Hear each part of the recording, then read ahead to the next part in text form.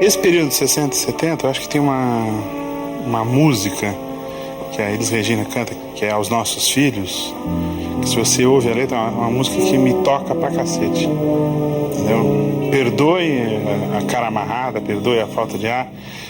Os dias eram assim. Perdoem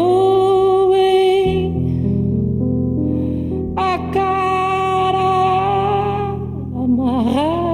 Uma vez que você nasce, isso daí você tem que se adaptar. Essa é a sua história, essa é a sua vida, entendeu? Nasce clandestino e isso significa você ter um outro nome. O meu nome não era esse. Apesar de ser Priscila, tinha um outro sobrenome. O nome da minha mãe era outro, o nome do meu pai era outro, enfim. Ele estava acabado de nascer, o nome dele era Gregório. Mas já Gregório já era um nome conhecido pela repressão também, que meu pai já tinha um filho chamado Gregório, todo mundo sabia. Então resolveram trocar porque naquela época todo mundo pegava nome parecido com o nome. E o Gregório chamava de Grego, G, não sei o que, botaram Geraldo, mas por um erro virou Geralda. Nem o nome deles eu sabia o verdadeiro nome deles. Eu chamava de tio, mãe, tia, pai, tudo assim. Também demorei anos para descobrir que eu não sabia o nome deles. E quando eu descobri que não sabia o nome verdadeiro deles, aliás, não sabia nome nenhum, achei um absurdo, né? Como que eu sou filha de alguém e não sei o nome dos pais? Filhos de pessoas normais, a mãe é médica, o pai é engenheiro, o pai é advogado. Tem uma profissão, né? Uma coisa estabelecida, né? Você cresce falando, seu pai é médico. E os meus pais não tinham isso. A atividade profissional deles era muito complicada, né? Não existia uma atividade profissional, e sim uma atividade política. Aquilo para mim era muito misterioso. Por isso que a lembrança que eu tenho é de mistério. Meu filho chama Henrique porque era um nome que meu pai usava, né? Na época foi o nome que ele adotou e foi uma homenagem que eu prestei a ele também. Meu nome é Ernesto, em homenagem ao Che Guevara, né? Meu pai ele fez. E na época ele queria colocar Ernesto Guevara mesmo, né? Quando eu já tinha aí uns 12, 13 anos, então eu quis prestar uma homenagem ao meu pai, não ao Guevara, né? Ao meu pai em ter colocado, né? Em adotar esse nome, né? Ao meu nome.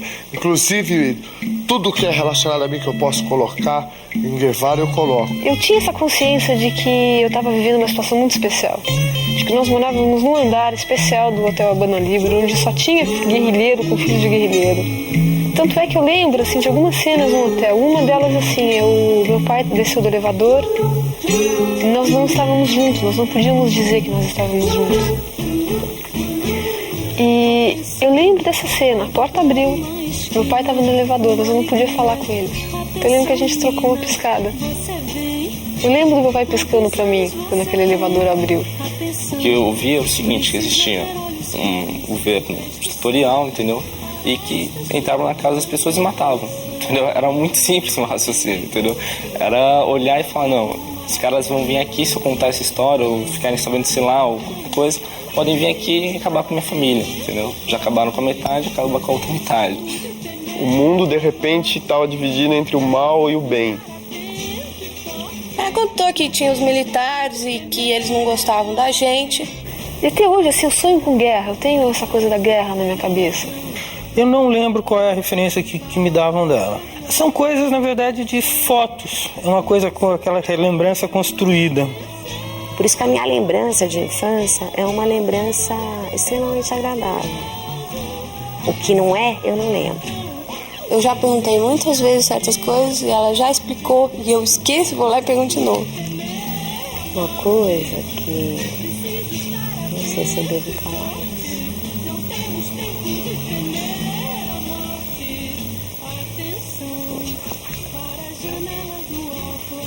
De repente, eu perdi um pouco da inocência. Aos 7 anos, é muito cedo isso. E aí eu só vi esse rapaz que eu jamais vou me esquecer do rosto. Eu sou muito boa fisionomista, muito boa mesmo, tenho uma memória incrível. Ele chegou perto do meu pai, pôs a arma na cabeça e atirou. E ele é morto ali e você fica assim, meu Deus, será que é isso mesmo que aconteceu? Será que eu estou vivendo em outro planeta? Ou será que eu estou imaginando isso tudo que aconteceu? Porque foi assim um assassinato brutal, foi uma coisa assim que eles chegaram, foi muito rápido. E de uma das janelas com grade tinha uma pessoa que me chamava pelo nome, Edson. E quando eu olhei assim, eu reconheci na fisionomia a minha mãe, mas ao mesmo tempo eu olhava e falava, não é a minha mãe. Eu não reconheci minha mãe. Uma coisa muito difícil, porque ela tinha apanhado tanto que estava deformada. Então, para mim, era um ser, não era minha mãe. Você estava tendo contato com uma estranha, não era sua mãe. Era uma massa, né? Toda quebrada, com o rosto sem dente, toda arrebentada. Não era sua mãe. Ela não conseguia nem ter a voz, né, de mãe. Tortura é uma coisa que você... Ela é muito sacana porque você leva pro resto da vida, né?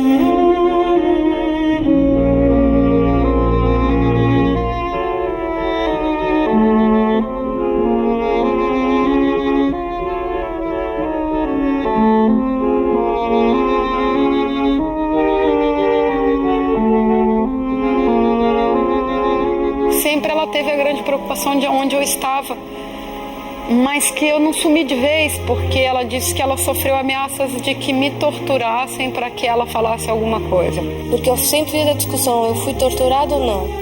Eu nesses lados eu preferia abrir um pouco mais a... Tipo assim, eu corto meu cabelo a zero, mas eu tenho que dormir junto da minha irmã. Meu irmão não, meu irmão era mais revoltado, ele falava, nem corta o cabelo e tem que dormir junto também, né? Então ele... A gente bateu, realmente não sei se até que ponto eles deixavam que a gente fizesse aquilo, ou até que ponto eles não conseguiam fazer outras coisas, mas a gente conseguiu manter o núcleo lá, né? Nunca nos separamos, a gente dormia, minha irmãzinha dormia no berçário, a gente dormia embaixo da cama dela. Eles levaram a gente pro Juizado de Menores. Juizado de Menores, em Tatuapé. E ali eles criaram aquela imagem assim da gente, parecia que a gente era assim um bandido assim de alta periculosidade.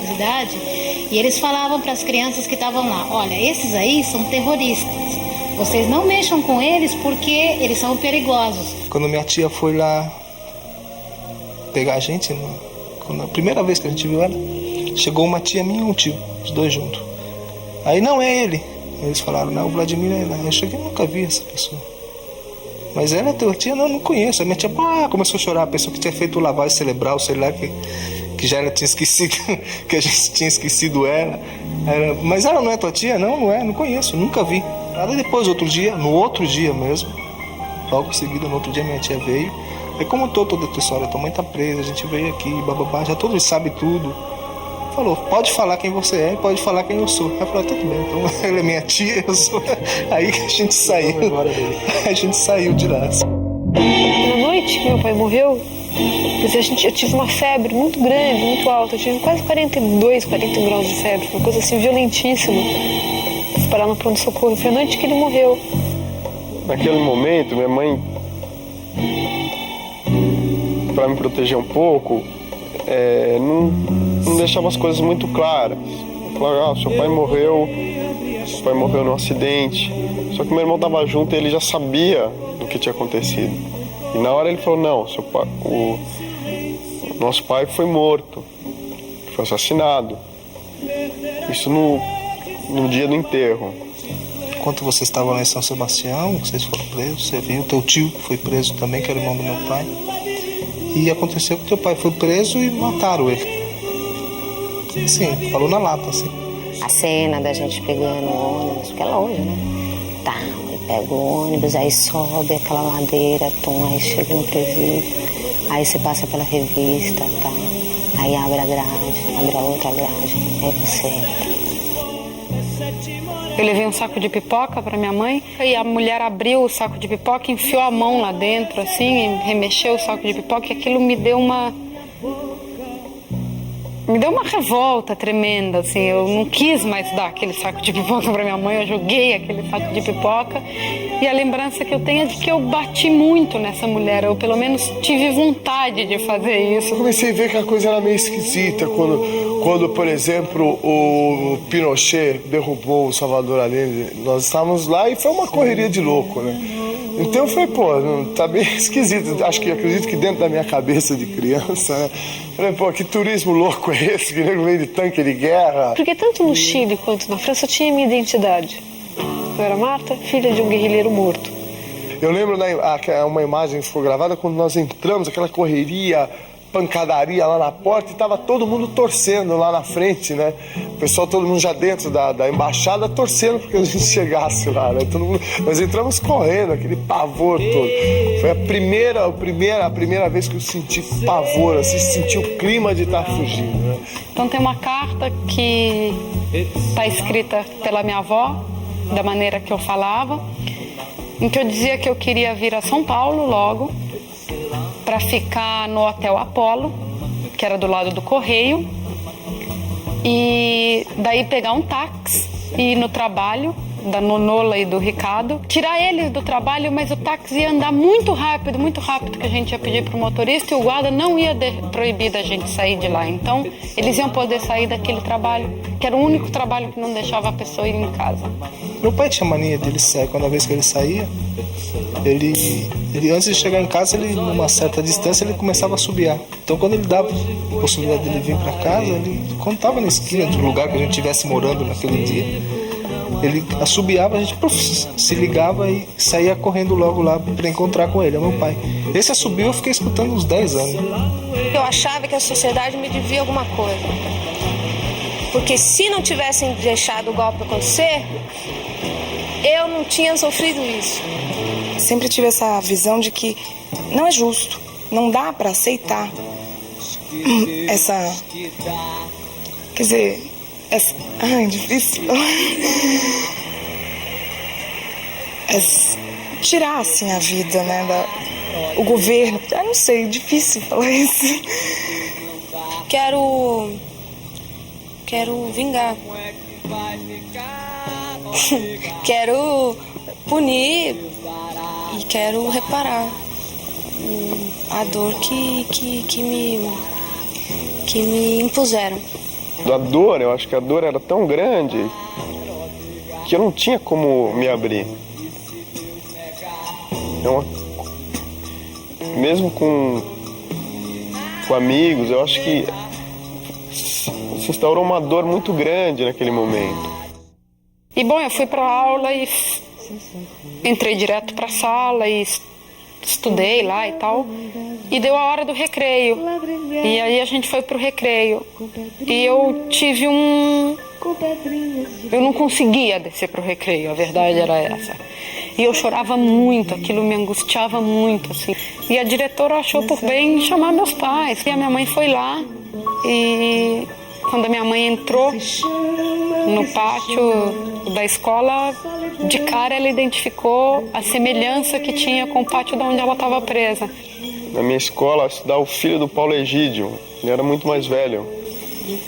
E era uma situação muito tensa. Uma vez ele me chegou no corredor e falou: meu pai não tem nada a ver com a morte do seu pai. Cantar o hino, por exemplo, é uma coisa que eu nunca decorei. Tinha que cantar o hino na escola, né? Fazia fila, punha a mãozinha e ia lá cantar o hino na frente da bandeira. Assistia a bandeira todo santo dia daquele lugar. E eu tava chegando em casa, normalmente com um coleguinha de escola, né? Aí eu fui abrir a porta do quarto, tinha uma bandeira vermelha, bem grande na parede. Aí meu colega falou: o que é aquilo, a bandeira da União Soviética? Eu falei, fechar a porta, eu falei, não, ali é a bandeira do Flamengo, né? E desci, esse é um flash que eu tenho. Eu tentar construir essa imagem, porque eu não sei nada, eu não sei como meu pai era, eu não sei as coisas mais banais. Eu sei o que ele fez e sempre na minha cabeça fica uma coisa grandiosa, de herói, porque afinal de contas ele morreu por um ideal e ele estava disposto a isso, enfim, fica aquela coisa gigantesca que até me oprime um pouco. Essa lembrança do meu pai por muito tempo foi até uma imagem fictícia na minha cabeça, não tinha uma imagem formada do rosto dele, entendeu? Meu pai, pra mim, na minha visão de até começo da adolescência, sempre foi, inclusive hoje continua sendo, é um herói, mas na minha infância era um herói de gibi, de historinhas. Com 7, 8 anos eu ganhei uma foto dele com 16 anos, né? Aí, mais pra frente, com 16, eu arrumei uma foto dele com 3 anos de idade. Eu não conseguia formar uma imagem de um pai com 16 anos ou um pai com 3 anos, né? Você não consegue. É inconcebível você olhar pra foto de um garoto de 3 anos ou 16 e imaginar que aquela pessoa é seu pai. Isso é muito difícil. Herói não é meu pai, é a minha mãe. Sabíamos que meu pai foi morto, sob tortura, Mas para todos os efeitos legais, não existia, né? Meu pai teria abandonado a família, minha mãe não era viúva. Pouquíssima coisa eu soube do meu pai, né? Então, assim, eu fiquei super contente de saber, de ter uma pessoa assim que me falou alguma coisa do meu pai, né? Porque até então ninguém me falava nada. Minha família, minha avó, minhas tias, meu tio, é como se ele não existisse, né? Até então eu não sabia nada dele. Como se um pai assim, só fictício, né? Eu fui atrás das pessoas que militaram com ele, eu tentei realmente reconstituir um pai. Assim, agora, isso não resolve. Isso não resolve, assim. Eu tento isso porque é um jeito de eu me entender hoje. Eu fiquei, assim, triste, né, pelo que ocorreu, pelo fato de saber que ele nunca mais ia estar voltando, né? E que essa esperança realmente estava acabada, né? Que realmente não podia mais ter expectativa dele estar voltando mesmo. Ninguém me disse, minha mãe morreu. A família inteira, de maneira geral, nunca conversou. Porque eu acho que a família, todo mundo procurou muito. Foi um esforço muito grande de procurar e foi uma frustração muito grande não encontrá-la. E até hoje é difícil você aceitar uma morte que não é material, que você não tem mais que isso. Mais que essa imaterialidade da morte, para mim ainda, a imaterialidade da vida. Porque eu não tenho, eu não conheci, né, o meu pai. Então é absolutamente pirante. Você tentar, por um lado, imaginar como seu pai era. E por outro, aceitar que isso que você imaginou morreu. Agora, não tem ponto final. Como é que vai ter um ponto final se a gente sabe, por exemplo, provavelmente meu tio levou um tiro pelas costas na coluna, ficou paralítico, levaram ele assim para Brasília, torturaram ele não sei quanto tempo e ele morreu assim. Como é que tem ponto final para isso se não tem o corpo dele, se não tem, se só tem uma foto de 3x4 dele? É isso que existe do André Grabois. E a memória da mãe dele, que daqui a pouco vai morrer, porque tá muito velhinha, da irmã dele. E o Joca fica como? Então, pra mim não tem ponto final. Pra mim e pra várias outras pessoas, né? É isso.